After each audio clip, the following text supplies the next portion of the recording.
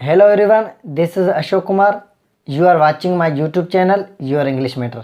Guys आप सभी को मैं एक बार फिर अपनी एक नई वीडियो में वेलकम करता हूँ। गाइज आज के इस वीडियो में हम वेयर एवर और वेयर सो एवर का यूजेज सीखेंगे।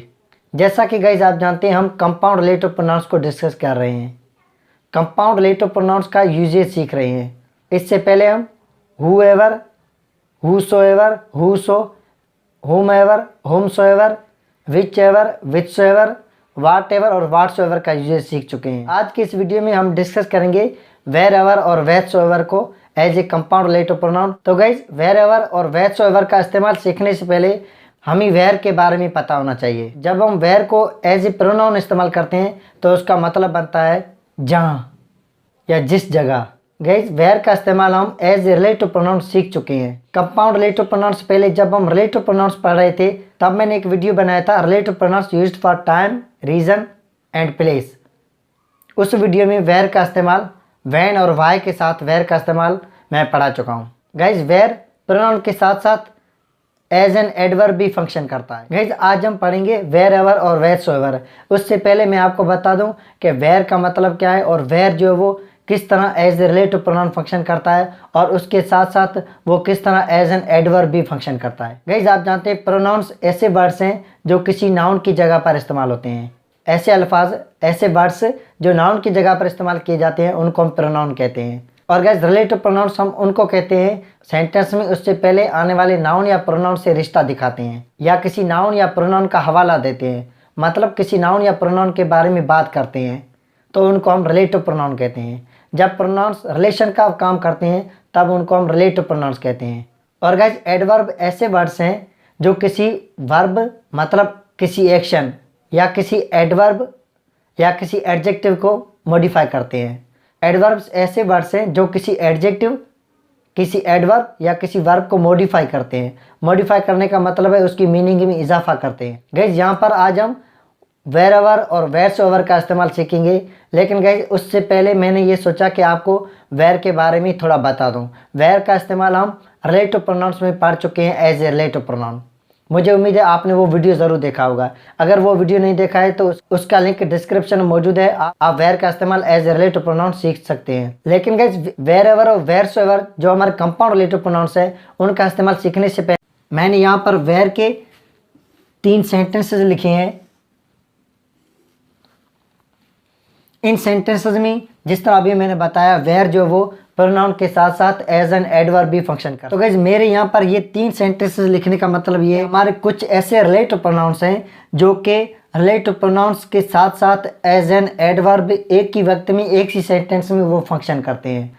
मतलब एक ही सेंटेंस में एक ही वक्त में वो 2 फंक्शन करते हैं, एक साथ वो 2 फंक्शन परफॉर्म कर रहे होते हैं। हमारे कुछ रिलेटिव प्रोनाउंस वेयर, व्हेन और वाई ये ऐसे रिलेटिव प्रोनाउंस हैं जो सेंटेंस में रिलेटिव प्रोनाउन होने के साथ साथ वो एज एन एडवर्ब भी होते हैं। चलिए गाइस कुछ वेयर के पहले हम सेंटेंसेस देखते हैं और देखते हैं वो एक ही सेंटेंस में एक ही वक्त में किस तरह 2 फंक्शंस परफॉर्म कर रहा है। गाइस पहला एग्जांपल है this is the school where I teach. This is the school where I teach. ये वही स्कूल है जहाँ पे मैं पढ़ाता हूँ। वेयर आई टीच जहाँ पे मैं पढ़ाता हूँ। गाइस यहाँ पर आप देखें जहाँ पे मैं पढ़ाता हूँ, कहाँ पे पढ़ाता हूँ, स्कूल की बात हो रही है। तो वेयर यहाँ पर रिलेशन दिखा रहा है स्कूल से। वेयर जो है यहाँ पर स्कूल से रिलेशन दिखा रहा है। स्कूल हमारी एक प्लेस है। गाइज आप जानते हैं वेयर का इस्तेमाल हम प्लेस दिखाने के लिए करते हैं। फिर हम वेयर का इस्तेमाल एज ए रिलेटिव प्रोनाउन करें या वेयर का इस्तेमाल एज एन इंटेरोगेटिव प्रोनाउन करें या वेयर का इस्तेमाल एज एन एडवर्ब करें। वेयर, वेयर एवर और वेयर सो एवर ये प्लेस दिखाने के लिए हम इस्तेमाल करते हैं। तो भाई इस सेंटेंस में आप देख रहे हैं वेयर जो वो रिलेट कर रहा है स्कूल से। वेयर रिलेट कर रहा है स्कूल से तो वेयर यहाँ पर एज ए रिलेटिव प्रोनाउन है। रिलेटिव प्रोनाउन क्योंकि ये इससे पहले आने वाले जो नाउन है ये हमारा स्कूल नाउन है, इस नाउन से रिलेशन दिखा रहा है। और गाइस आगे आप देखें वेयर आई टीच जहाँ पे मैं पढ़ाता हूँ। Where I teach, I teach मैं पढ़ाता हूँ। कहाँ पढ़ाता हूँ? जहाँ पे मैं पढ़ाता हूँ। वेयर आई टीच जहाँ पे मैं पढ़ाता हूँ। यहाँ पे आप देखें आई टीच मतलब मैं पढ़ाता हूँ। तो गाइस यहाँ पर ये हमारा वर्ब, ये टीच क्या है, ये हमारा एक मेन वर्ब है और इस मेन वर्ब की मीनिंग में इजाफा किया जा रहा है। यहाँ जो हमारा वर्ब है टीच या जिसको हमारा एक्शन कहीं टीच है उसकी मीनिंग में इजाफा किया जा रहा है, उसके बारे में मज़ीद बताया जा रहा है। वेयर आई टीच, जहाँ पे मैं पढ़ाता हूँ। आई टीच मतलब मैं पढ़ाता हूँ, वेयर आई टीच मतलब जहाँ पे मैं पढ़ाता हूँ। मतलब जो हमारा एक्शन है उसकी मीनिंग मज़ीद इजाफा किया जा रहा है। हमारा जो एक यहाँ कहीं हमारा वर्ब जो टीच है उसको मॉडिफाई किया जा रहा है। तो यहाँ पर वेयर जो है रिलेटिव प्रोनाउन के साथ साथ एज एन एडवर्ब भी फंक्शन कर रहा है। आगे देखते हैं, the house where he lives is far away from here. The house where he lives is far away from here. वो घर जहाँ पे वो रहता है, वो घर जहाँ पे वो रहता है यहाँ से बहुत दूर है। इज़ फार अवे मतलब बहुत दूर है, फ्राम हेयर मतलब यहाँ से। वो घर जहाँ पे वो रहता है यहाँ से बहुत दूर है। वेयर ही लिव्स जहाँ पे वो रहता है, मतलब इस सेंटेंस में किसी जगह की बात हो रही है। वेयर ही लिव्स जहाँ पे वो रहता है, कहाँ रहता है, एक घर की बात हो रही है, घर में रहने की बात हो रही है। तो वेयर यहाँ पर जो रिलेशन दिखा रहा है वो किससे दिखा रहा है, जगह के बारे में बताने के लिए वेयर यहाँ पर हाउस से रिलेशन दिखा रहा है। तो वेयर यहाँ पर रिलेटिव प्रोनाउन है, क्योंकि ये जो हमारा नाउन है उस नाउन से रिलेशन दिखा रहा है। और गए इस सेंटेंस को एक बार दोबारा पढ़ें, the house where he lives, where he lives जहाँ पे वो रहता है। यहाँ पर आप देखें ही लिव्स वो रहता है, कहाँ रहता है, जहाँ पे वो रहता है। वेयर मतलब जहाँ पे वो रहता है, ही लिव्स वो रहता है। ये जो लिव हमारा मेन वर्ब है, इस मेन वर्ब की मीनिंग में इजाफा करने के लिए, इसको मॉडिफाई करने के लिए यहाँ पर वेयर का इस्तेमाल हुआ है। वेयर यहाँ पर ये जो हमारा मेन वर्ब लिव है इसको मॉडिफाई कर रहा है, इसकी मीनिंग में मज़ीद इजाफा कर रहा है। वेयर ही लिव्स जहाँ पे वो रहता है। अगर हम कहीं ही लिव्स वो रहता है तो इसकी मीनिंग में कोई इजाफा नहीं है। अगर हम कह रहे हैं वेयर ही लिव्स जहाँ पे वो रहता है, इस सेंटेंस में हम कह रहे हैं the house where he lives जहाँ पे वो रहता है। तो रहने का जो हमारा एक्शन है, जो हमारा वर्ब है लिव, उसकी मीनिंग में हम इजाफा कर रहे हैं, उसको हम मॉडिफाई कर रहे हैं। तो यहाँ पर जो वेयर रिलेटिव प्रोनाउन के साथ साथ एज एन एडवर्ब भी फंक्शन कर रहा है। एक और सेंटेंस देखते हैं, show me the house where he was assaulted. Show me the house where he was assaulted, मुझे वो घर दिखाइए जहाँ पे उस पर हमला किया गया था। असल्टेड का मतलब है हमला करना।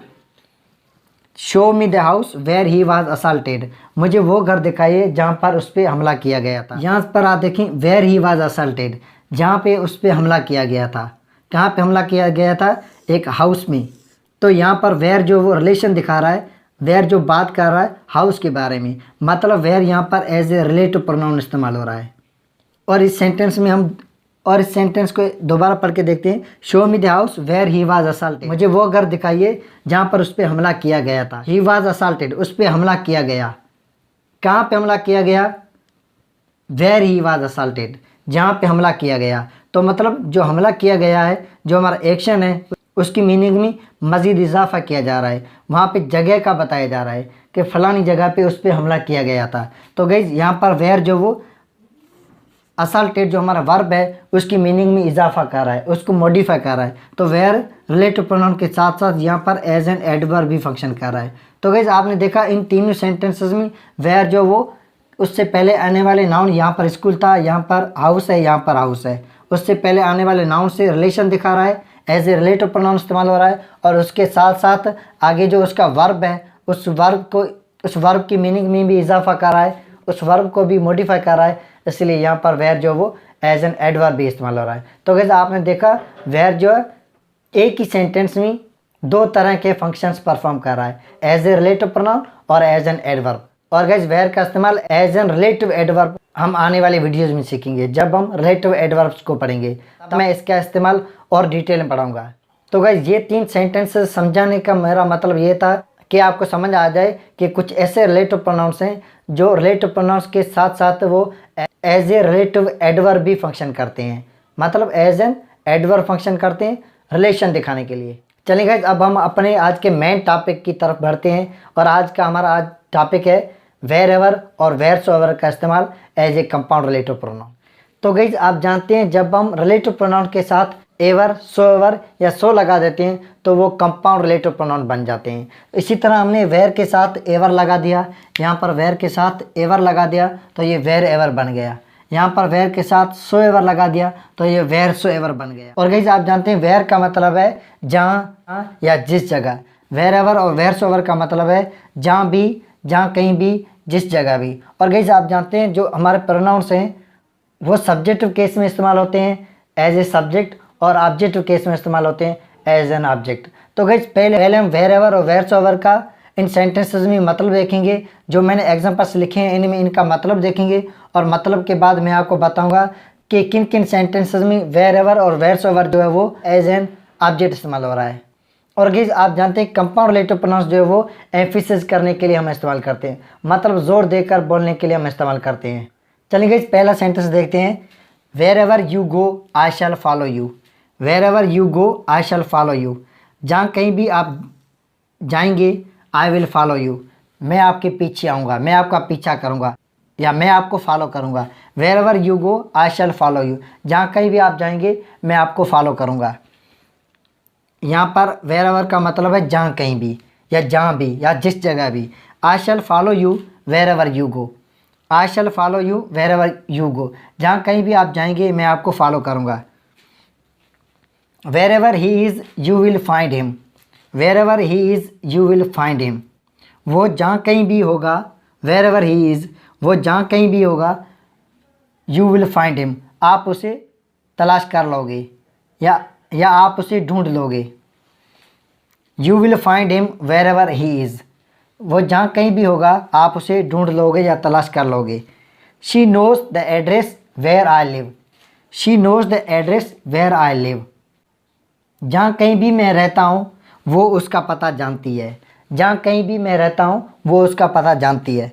Where ever they lived they used to fight. Wherever they lived they used to fight, वो जहाँ कहीं भी रहे या रहा करते थे। दे यूज्ड टू फाइट, वो लड़ा करते थे। वो जहाँ कहीं भी रहा करते थे लड़ा करते थे। दे यूज्ड टू फाइट, लड़ा करते थे।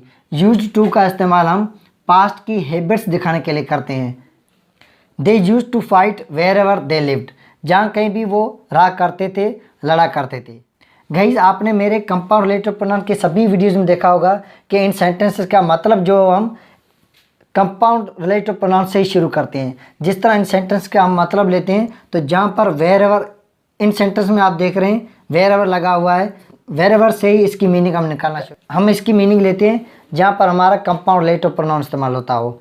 जिस तरह यहाँ पर तो वेयर एवर है, इससे पहले विच एवर हमने पढ़ा, हुम एवर पढ़ा, हु एवर पढ़ा, वाट एवर पढ़ा। तो जहाँ पर कंपाउंड रिलेटिव प्रोनाउन इस्तेमाल किया गया है वहाँ से ही हम उसकी मीनिंग को लेते हैं। जिस तरह इन सेंटेंस में हमने मीनिंग ली है I shall follow you wherever you go. यहाँ पर हम सेंटेंस की शुरू से मीनिंग नहीं ले रहे, हम मीनिंग लेंगे वेयर एवर से। वेयर एवर यू गो, जहाँ कहीं भी आप जाएंगे मैं आपको फॉलो करूँगा। You will find him wherever he is. You will find him wherever he is, जहाँ कहीं भी वो होगा आप उसे ढूंढ लोगे। तो गाइस ये था वेयर एवर का मतलब। वेयर एवर का मतलब है जहाँ कहीं भी, जिस जगह भी या जहाँ भी। और गाइस वेयर एवर की जगह पर हम वेयरसोएवर का भी इस्तेमाल कर सकते हैं, इसमें कोई खास डिफरेंस नहीं है। वेयर एवर की जगह पर आप वेयरसोएवर का इस्तेमाल कर सकते हैं। Wheresoever you go I shall follow you. Wherever he is you will find him. Wheresoever he is you will find him. You will find him wherever he is, या हम कह सकते हैं wheresoever he is. Wherever की जगह पर आप वेयरसोएवर का इस्तेमाल कर सकते हैं। तो गाइस ये था इनका मतलब। और गाइस आपने देखा कि मैंने हर सेंटेंस को दो वे में लिखा है, मैंने हर सेंटेंस को दो तरीक़ों में लिखा है। यहाँ पर मैंने वेयर एवर को शुरू में इस्तेमाल किया और यहाँ पर मैंने सेंटेंस के बीच में इस्तेमाल किया। जो ये हमारी वेयर एवर की क्लास है इसको हमने इस सेंटेंस में बाद में इस्तेमाल किया है, और ये जो हमारा सेंटेंस है इसमें बाद वाली क्लास को पहले इस्तेमाल किया है और शुरू वाली क्लास को बाद में इस्तेमाल किया है। इस सेंटेंस में भी हमने वेयर एवर को शुरू में इस्तेमाल किया है और दूसरी क्लास बाद में लिखी है। और नीचे वाला जो सेंटेंस है इसमें हमने ये जो बाद वाली क्लास है इसको शुरू में लिखा है और ये जो शुरू वाली क्लास है इसको बाद में लिखा है। तो गाइस आप देख पा रहे हैं हम एक ही सेंटेंस को दो वे में लिख सकते हैं, दो तरीक़ों में लिख सकते हैं, उनका मतलब एक ही बनता है। ये कंपाउंड रिलेटिव प्रोनाउंस को हम सेंटेंस के शुरू में इस्तेमाल कर सकते हैं। अगर हम चाहें तो कंपाउंड रिलेटिव प्रोनाउन के साथ जो हमारी क्लास होती है उसको हम दूसरी क्लास के बाद में इस्तेमाल कर सकते हैं। जिस तरह ये जो हमारी क्लास है आई शैल फॉलो यू, इसके बाद यहाँ पर हमने इस्तेमाल किया। और इसी सेंटेंस को हमने ये जो वेयर एवर यू गो जो हमारी क्लास है इसको हमने इस सेंटेंस में पहले इस्तेमाल किया। यहाँ पर आप देखें wherever he is, wherever के साथ जो हमारी क्लास आ रही है वेयर एवर ही इज़, इसको शुरू में इस्तेमाल किया और ये जो हमारी क्लास है इसको हमने बाद में इस्तेमाल किया। और इस सेंटेंस में आप देखें वेर एवर की जो हमारी क्लास है यही वाली, इसको हमने एंड में इस्तेमाल किया है, बाद में इस्तेमाल किया है, पहले हमने इस क्लास, ये जो क्लास है इसको यहाँ पर हमने पहले इस्तेमाल किया है।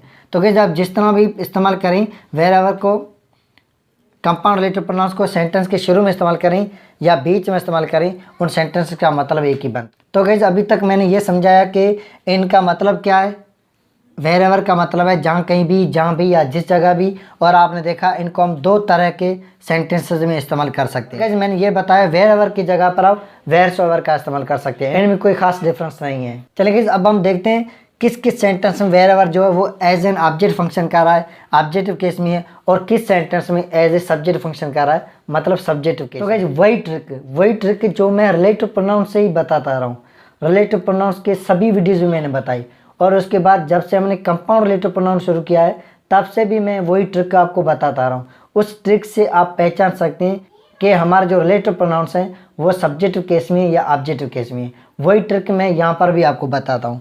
आप देखें जो हमारा रिलेटिव प्रोनाउन हो चाहे कंपाउंड रिलेटिव प्रोनाउन हो, उसको छोड़ दें, उसके आगे देखें कोई सब्जेक्ट आ रहा है, कोई वर्ब आ रहा है, तो वहाँ पर वो एज एन ऑब्जेक्ट फंक्शन कर रहा है। मतलब अगर वो किसी सब्जेक्ट और उसके वर्ब को फॉलो कर रहे हैं, किसी सब्जेक्ट और उसके वर्ब से पहले आ रहे हैं, तो वहाँ पर वो ऑब्जेक्टिव केस में है, एज एन ऑब्जेक्ट फंक्शन कर रहे हैं। यहाँ पर आप देखें wherever you go, wherever के बाद आप देखें यू गो, आप जाएंगे, आई शैल फॉलो यू, इस सेंटेंस में मतलब बनेगा आप जाएंगे। वेर एवर यू गो मत, जहाँ कहीं भी आप जाएंगे, यू हमारा सब्जेक्ट है, गो उसका वर्ब है, और सब्जेक्ट और वर्ब, ये जो सब्जेक्ट और वर्ब है इनको वेर एवर यहाँ पर फॉलो कर रहा है, इनसे पहले आ रहा है, तो यहाँ पर वेर एवर ऑब्जेक्टिव केस में है, इस सेंटेंस में वेर एवर ऑब्जेक्टिव केस में है। और इस सेंटेंस में देखें वेर एवर ही इज़, जहाँ कहीं भी वो होगा यू विल फाइंड हिम, आप उसे ढूंढ लोगे।